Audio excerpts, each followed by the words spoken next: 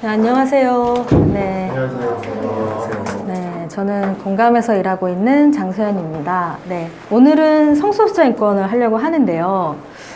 이제 성소수자 인권에도 되게 다양한 법적 이슈가 있거든요. 그러면 이제 지금부터 네, 어떤 법적 이슈가 있는지 한번 얘기를 들어볼까요? 네. 저는 트랜스젠더 쪽에 관심이 많아서 트랜스젠더 성별정정 이제 네. 기준과 관련해서 우리나라의 경우에는 이제 트랜스젠더들의 인권 침해적인 요소들이 많다고 알고 있어가지고 네네. 그런 쪽에 관심이 있어요. 아, 트랜스젠더 성별 결정하면서 인권 침해적인 요소들에 관심이 있다. 네. 또 이번엔 자유롭게 네. 얘기를 누구랑 눈이 마주쳐야 되나? 가까이 앉았으니까. 지금 성함이 노혜원. 아, 네, 혜원 씨. 네. 저는 사실 성소수자 문제에 대해서 잘 아는 부분이 없어서 이런 계기를 통해서 조금 아, 네. 잘 오셨네요. 네. 또 네. 편하게 뭐 한 두 분만 더 들을까요? 네.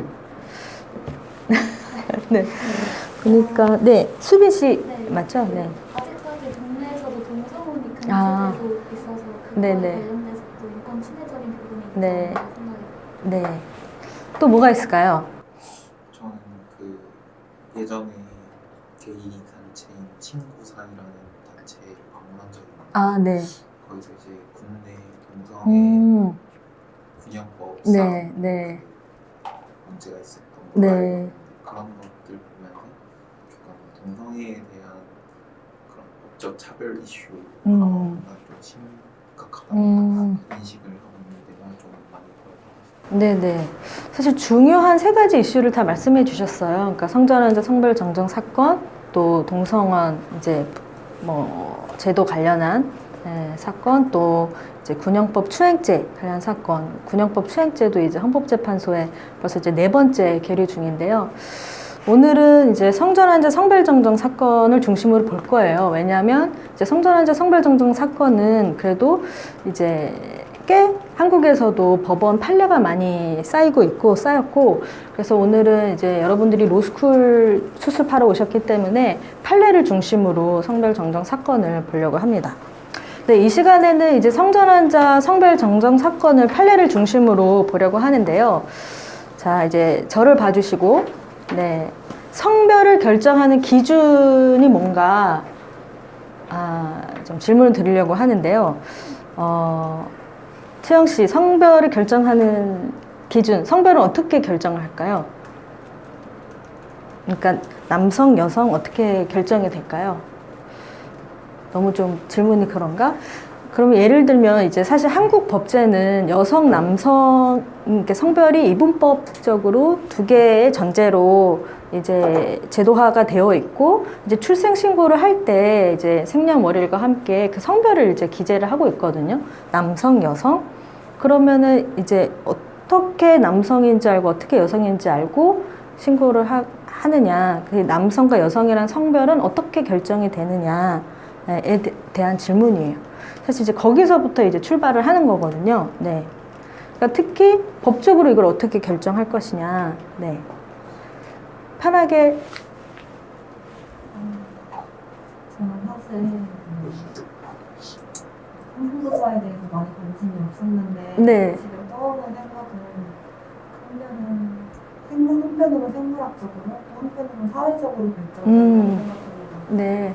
생물학적으로는 출생을 함으로써 어떤 외모나 그런 거에 의해서 의학적으로 판단이 되고, 그리고 성별이라는 것 자체가 어떤 사회가 만들어낸 하나의 기준이기 때문에 그런 생물학적인 요소와 사회적인 요소가 결합해서 나타나는 하나의 기준이라고 생각합니다. 네, 그러니까 생물학적인 요소와 이제 사회적으로 성별이라는 것도 만들어지는 거기 때문에 사회적 요소가 결합해서 만들어지는 것 같다라고 말씀하셨는데, 그렇죠. 사실 뭐 젠더라는 개념도 어떻게 보면 이제 사회적인 그런 이제 성별 권력이나 이제 구조 안에서 이렇게 만들어지는 거기 때문에.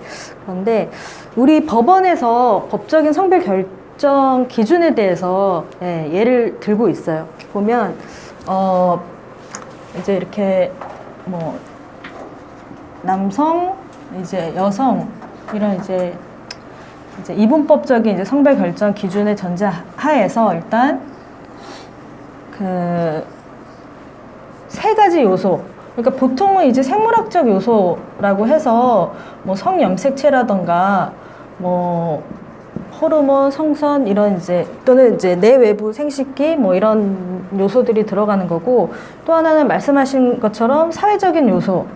그러니까 그 사람이 어떤 사회적으로 어떤 뭐 성역할을 수행하고 그 다른 사람과 관계에서 어떤 성별로 사회적인 승인을 받는지. 그 다음에 마지막으로 사실 어떻게 보면 제일 중요한 건데요. 정신적인 요소. 그러니까 본인이 본인의 성별 정체성을 뭘로 인식하고 있는지, 어떻게 정체화하고 있는지, 이 세 가지를 그러니까 종합적으로 고려해서 그 사람의 법적 성별이 결정된다라고 판례가 이야기를 하고 있어요. 그러니까 어떻게 보면 그냥 사람들의 고정관념과 많이 다른 거죠. 사람들은 이제 성별이 그러니까 성염색체의 생물학적인 요소만으로 결정이 된다고 생각을 하지만, 우리 법원은 이미 판례에서 이 세 가지 요소를 종합적으로 고려해야 된다고 하고 있어요. 근데 이게 언제 대법원 판례에서 이게 법적인 문제가 됐냐 하면 사실 1996년이에요.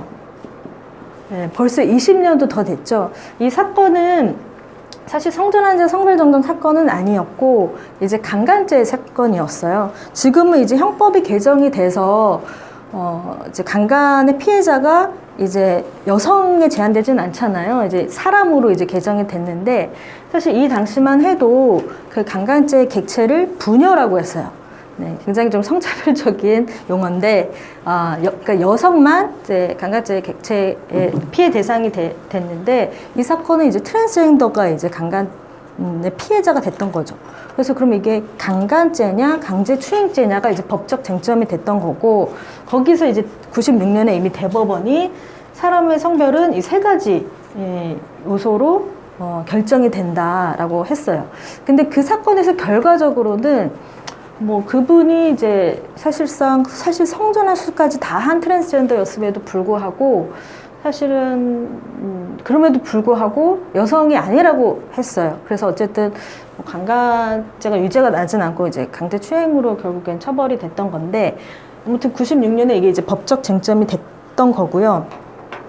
그러면 여기서 어떤 문제가 발생을 하느냐, 이게 세 가지가 요소잖아요. 근데 뭐 많은 경우에는 이 세 가지 요소가 하나의 성별로 이제 일치가 돼요. 뭐 이게 세 가지 요소가 다 이제 남성으로 수렴이 되거나 이제 여성으로 수렴이 되거나 하는데, 요것들이 불일치하는 경우가 있을 수가 있잖아요. 그러니까 뭐 생물학적 요소는 뭐 남성인데 정신적 사회적 요소는 뭐 여성이고, 그런 경우엔 그러면 어떻게 결정을 하느냐가 사실은 이제 문제가 되는 거죠. 네.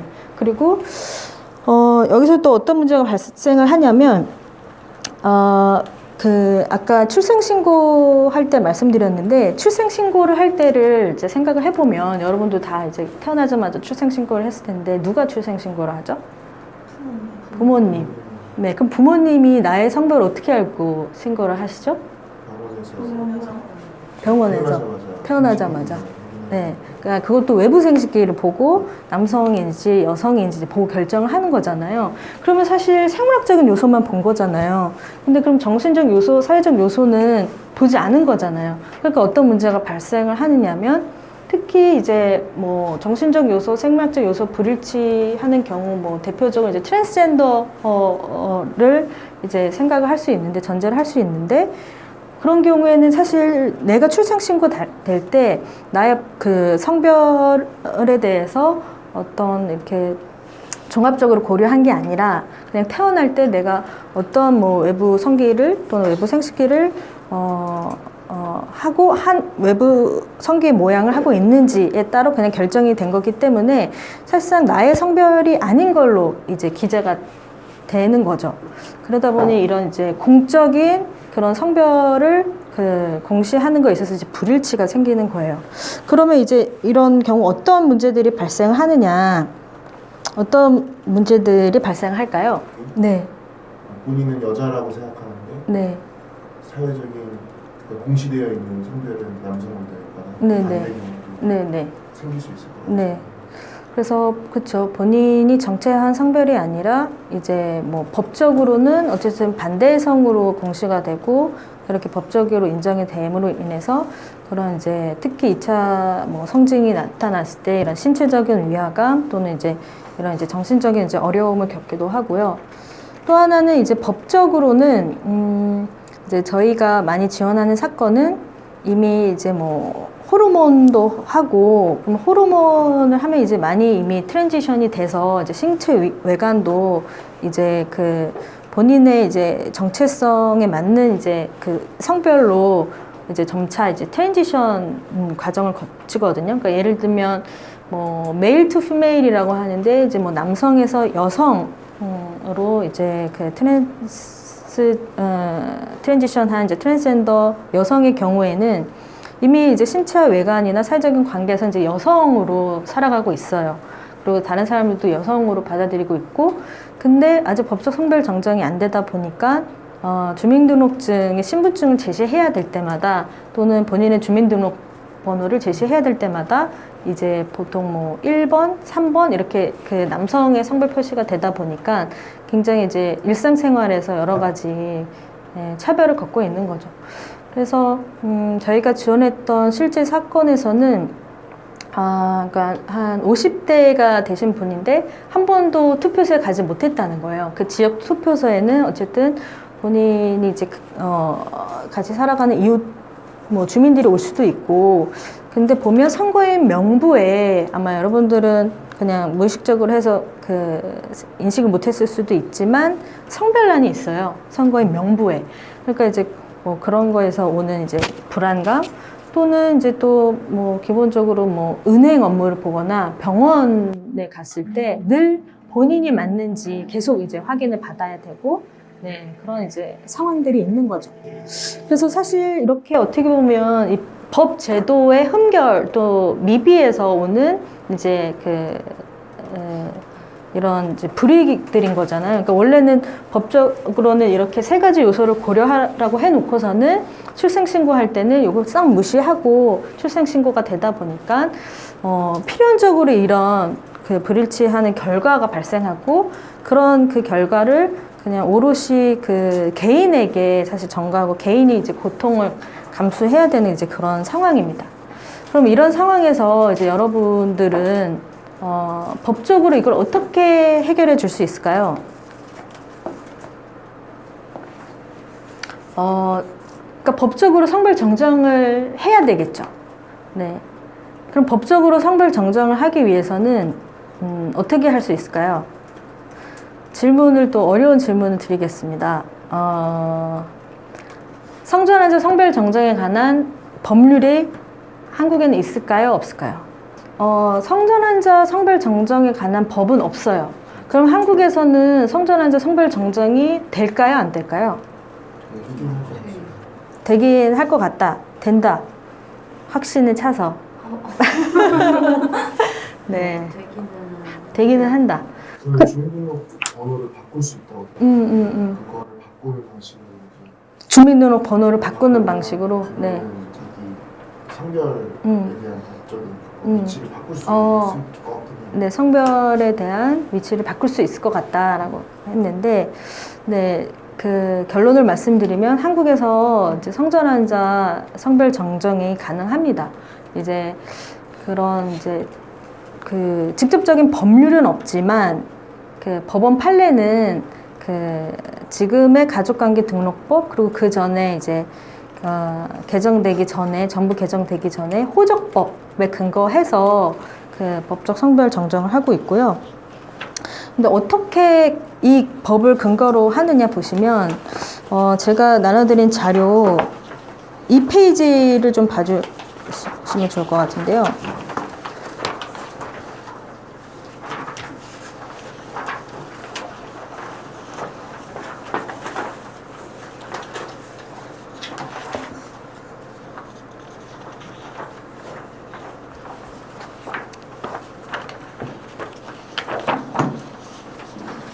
네, 그러니까 아까 저기 정호 씨였죠. 정호 씨가 이제 그 성별의 위치를 바꿀 수 있다라고 했는데 이 페이지에 보시면 이제 구호적법 제120조에 이렇게 써 있어요. 그 호적의 기재가 법률상 허용될 수 없는 것 또는 그 기재에 착오나 유류가 있다고 인정하는 때에는 이해관계인은 그 호적이 있는 곳을 관할하는 가정법원의 허가를 얻어 호적의 정정을 신청할 수 있다. 여기 호적의 기재는 뭐 성명이 들어갈 수 있고 당시에는 이제 본적, 지금은 이제 등록기준지라고 하겠죠. 그리고 성별, 성과 본, 뭐 성별 이런 게 들어가 있어서 그게 성별이 법률상 허용될 수 없는 것 또는 그 기재나 착오, 유류라는 건 누락이에요. 착오나 누락이 있다고 인정하는 때에는 가정법원의 허가를 얻어 호적을 정정을 신청할 수 있다. 이렇게 되어 있어요. 근데 이 호적법 제120조는 아무리 들여봐도 이제 뭐 성전환자, 트랜스젠더라는 용어는 없죠. 그러니까 사실 이 호적법 120조는 성전환자의 성별 정정을 위해서 만들어진 규정이라기보다는 그냥 이제 일반적으로 어떤 뭐 착오나 누락이나 또는 이제 법률상 허용될 수 없는 것을 이제 적었을 때 일반적으로 이제 정정할 수 있는 조항인 거예요. 근데 이제 현실에서는 그럼 이 조항을 근거로 트랜스젠더 성별 정정을 할 수 있을 것이냐 없을 것이냐 이게 사실은 이제 성전환자 성별 정정 사건에서 핵심적인 법적 쟁점이 되는 거죠.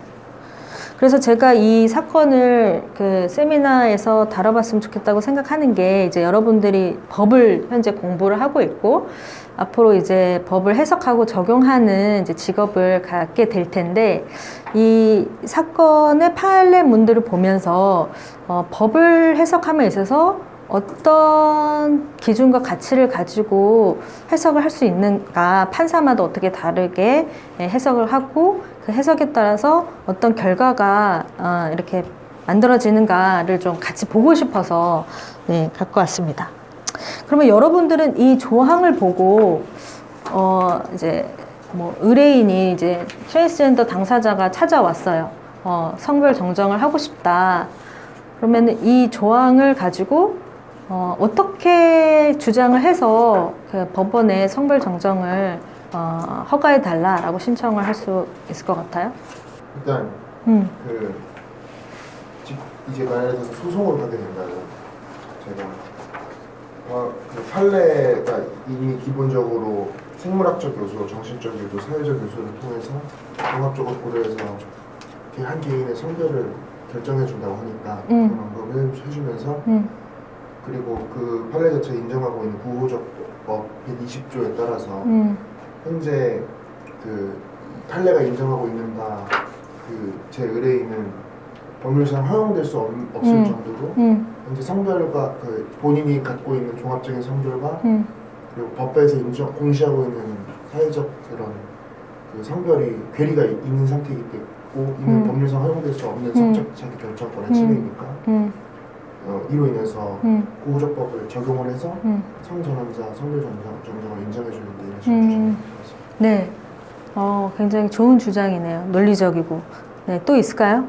조문 자체를 근거로 하려면 이제 문구 중에 착오라는 문구가 있다 보면 애초에 본인이 인식을 하기 전에 부모님이 올려주신 성별이다 보니 나중에 본인의 상을 제대로 인식하게 되었을 때 그것이 불일치한 착오가 있었다고 주장을 해볼 수 있지 않을까 생각을 했습니다. 네. 그 규정에 보면 맞아요. 규정을 잘 들여다보면 그 기재가 법률상 허용될 수 없는 것이다. 그래서 그 정호님은 이제 이거는 우리 판례에 비춰 봤을 때 법적 성별 정정, 그러니까 법적인 성별 결정이 불일치하니까 법률상 허용될 수 없어서 성별 정정이 허가돼야 된다라는 이야기를 하셨고 또 호주 씨 맞나요? 그죠? 지난번에 외웠는데 네, 호주 씨는 그 태어날 때 성별과 달리 부모가 그 착오로 신고를 했기 때문에 이거는 그 착오에 해당하기 때문에 허가를 얻어 호적 정정 신청할 수 있다라고 했어요. 사실 두 가지 다 법원에서 그 근거를 들었어요. 그러니까 사실 이제 이런 이제 이후에 이제 성전환자 성별 정정 사건들이 막 하급심 법원에 많이 들어갑니다. 근데 그 하급심 법원마다 결과가 달랐어요. 보면은 이제 제가 제시하고 있는 뭐 2002년 이제 부산 지법 이제 결정에서는 말씀하신 것처럼 그 이 페이지에 보시면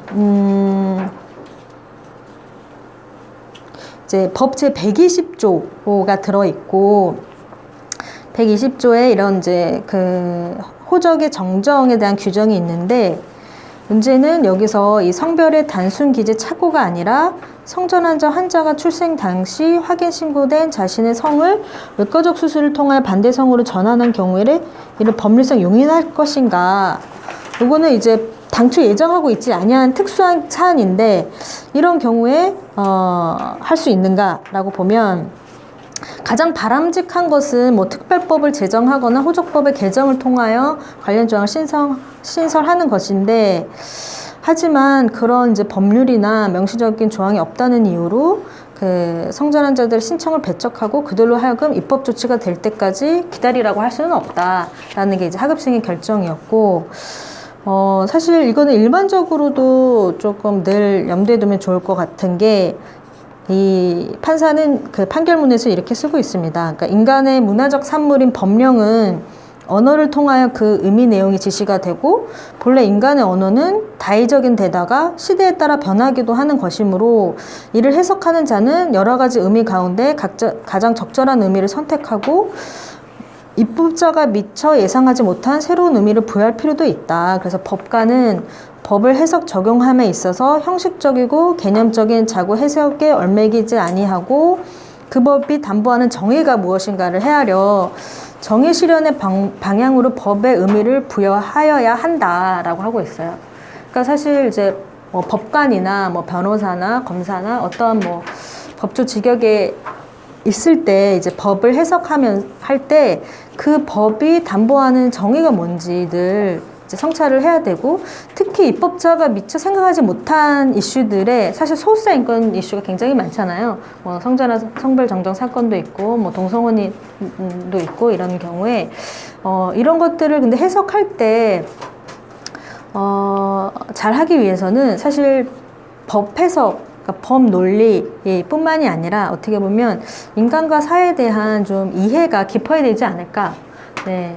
그래서 좀 뭐 꼭 법학뿐만 아니라 더 다양한 이제 사회적인 이슈, 뭐 시사적인 이슈, 뭐 인문, 뭐 이런 것들에 대해서도 늘 이제 뭐 지금은 이제 변호사 시험도 준비해야 되고 성적도 관리해야 돼서 뭐 딴 공부하기는 힘들겠지만 앞으로는 좀 이렇게 시야를 넓혀서 네, 여러 가지 이제 보면 좋을 것 같고요. 네, 이제 이런 이제 이야기를 들고 특히 그 성전환자의 신청을 배척하는 것은 이제 헌법상 기본권을 침해하는 것이다라고 하면서 그 들고 있는 기본권의 근거가 이제 헌법 제10조고 또 인간다운 생활을 할 권리 헌법 34조 1항 이고요. 이러한 권리들은 이제 뭐 사회 질서나 공공복리에 반하지 아니하는 한 인정해야 되는 거죠. 근데 뭐 성전환자 성별 정정을 한다고 해서 뭔가 공공복리에 반한다거나 이제 뭐 사회 질서를 질서 유지에 반한다거나 이런 것이 아니기 때문에 인정해야 된다라고 했고 그래서 3페이지에 보시면 아까 호재 씨가 이야기한 것처럼 착오, 이 규정상의 착오로 봐서 이것은 허가가 돼야 된다라는 게 이제 2002년 부산지법 결정이었습니다. 네. 그런데 모든 법관이 이렇게 해석한 건 아니에요. 그래서 지금 청주지방법원 2004년 이제 하급심 판결을 보면 같은 이제 뭐 트랜스젠더 성별 정정 사건인데 청주지방법원에서는 기각을 합니다.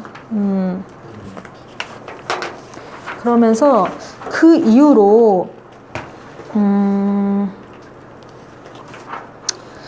그 네 번째 줄부터 보시면요, 그 사람의 성별이 그 수정 시 성염색체에 의하여 결정이 되면 그 후 변경될 수 없다는 사실은 생물학적으로 명백하고 이러한 이치는 여성으로 출생한 사람의 신체 외관이 이른바 성전환 수술이라는 인위적인 방법으로 남성으로서의 성징을 구비하는 것처럼 보이도록 전환되었다고 하여 달리 볼 수 있는 것이 아니다. 그래서 이제 현재까지 남성으로서 사회생활을 했고 성전환 수술 받은 후 여성으로서 외형적 특징을 잃게 되었다고 하더라도, 그러니까 이 당사자는 이제 female to male, 그러니까 F2M 트랜스젠더 남성인 거죠. 그래서 남성으로 생활해 왔다고 하더라도 이런 사정만으로 그 호적 등본의 그 각 기재가 법률상 허용될 수 없는 것이라거나 그 기재 당시에 착오로 인한 것이라고 볼 수 없기 때문에 신청을 받아들일 수 없다라고 했어요. 그러니까 2002년에 이제 부산지법 판사는 가능하다고 했는데 2004년 청주지법 판사는 안 된다. 사람의 성별은 성염색처럼 한번 결정이 되면 바뀌는 게 아니다. 이거 생물학적으로 명백하다라고 하고 있어요. 근데 사실 2004년 청주지법 판사는 좀 게을렀던 것 같아요. 이미 1996년에 사람의 성별은 이렇게 결정이 됐는데 이 판사는 생물학적인 요소만 본 것이죠. 그래서 이 청주지방법원에서 이제 기각이 돼서 이 사건이 대법원에 올라오게 된 거예요. 이렇게. 그래서 이 대법원이 이제 2006년에 가장 이제 성전환자 성별 정정 사건에 있어서 중요한 대법원 결정을 하게 됩니다. 이제 2006년 이제 대법원 결정을 좀 보려고 하는데요. 그 4페이지에 보시면 성의 결정 기준, 아까 말씀드린 그 내용이 반복해서 나와요. 이제 1996년에 이어서 이제 대법원 2006년 이제 결정이 나와요. 그래서 정신적, 사회적 요소, 또 생물학적 요소와 함께 고려되어야 한다라고 이렇게 되어 있고요. 그 다음에 이제 4페이지에서 이제 성전환자의 정의 및 이제 성전환자의 성의 법률적 평가를 굉장히 이제 길게 어떤 사람이 성전환자에 해당이 되고 그런 경우에 성은 그럼 법률적으로 어떻게 평가가 되느냐에 대해서 이제 쭉 쓰고 있는데요.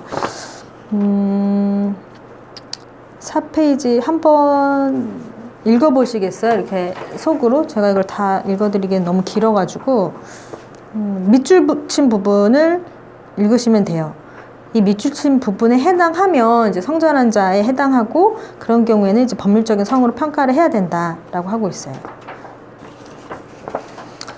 다 읽으셨죠?